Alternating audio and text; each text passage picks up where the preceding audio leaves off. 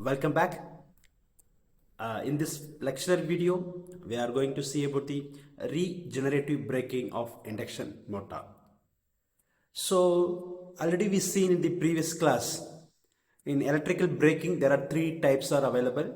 One is nothing but rheostatic braking, or it may be called as dynamic braking, and the second one is plugging, and third one is regenerative braking. So as per the previous class discussion, the rheostatic braking and the plugging mechanism. So both method which is used to convert the amount of energy which is available in the brake drum is directly converted into heat energy. So we are not utilizing the energy in these two methods. But in the regenerative braking, the amount of energy in a brake drum that can be converted into useful electrical energy. So that is the main difference between the rheostatic braking and the regenerative braking. So before that, we have to know where we are using this regenerative braking. So the application of regenerative braking, it is mainly used in the electric locomotives. That is nothing but electric trains and elevators, cranes, and some of the hoist. So these are the application where we are using the regenerative braking in real-time applications. So the next one, we should know what is regenerative braking and how it is employed in an induction motor. Okay, so here you may see here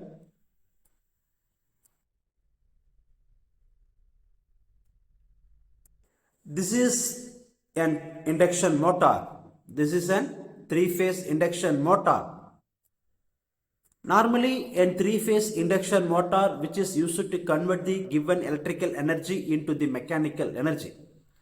But during the regenerative braking condition, the rotating part of the induction motor, the rotating part of the induction machine is directly coupled with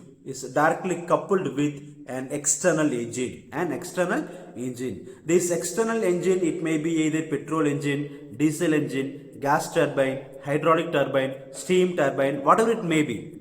So with the help of some external prime mover, we are increasing the speed greater than the synchronous speed. So the value of synchronous speed is 1500 rpm.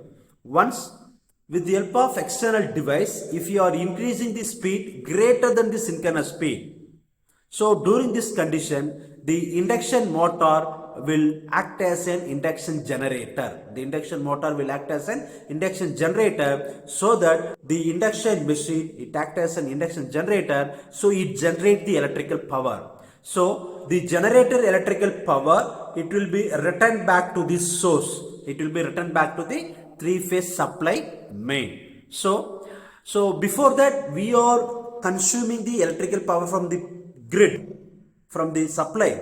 But after the regenerative braking, we are supplying the power to the power supply, return back. The power supply, it can be returned back. So this is called regenerative braking. So when the regenerative braking is applied, when the actual speed is greater than the synchronous speed. So during that time only, the induction machine, it can act as a motor or generator based on that. So according to the power equation, the input power P is equal to 3 V phase I phase cos pi. Here the pi, it indicates the angle between the stator voltage and the stator current.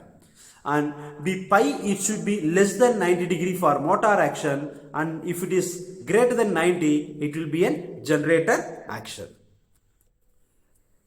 It will be act as a generator.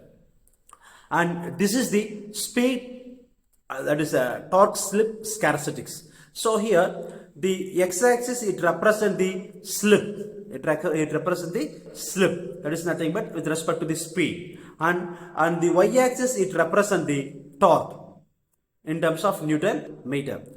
Just you can look here.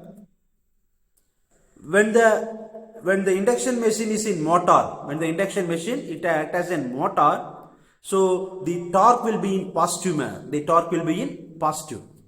Once the generator is in once it is generative region, the torque it goes to the negative region. It goes to the negative region. So once the induction machine it acts as a motor, the slip value is from 0 to 1. Normally for any machine, the slip value is from 0 to 1. So if it is a motor, it can be vary from 0 to 1, and if it is generator, it can be vary from 0 to minus 1. 0 to minus 1. So it represents the torque slip characteristics of three-phase induction motor during the regenerative braking condition. So what is the advantage? Here we can generate the electrical power, and the generated electrical power can be used for the useful applications. That is one of the advantage. And what is the disadvantage means? For fixed frequency supply, it can be used, but only for a speed above the synchronous speed. That is the main disadvantage of this method. And the assessment for you: in which of the following electrical braking method energy is supplied back to the supply? During the plugging operation, during the dynamic braking, during the regenerative braking, or in all electrical braking types? Okay, now post your answer in the comment section. And these are the few reference paper for this regenerative braking of induction motor. Thank you.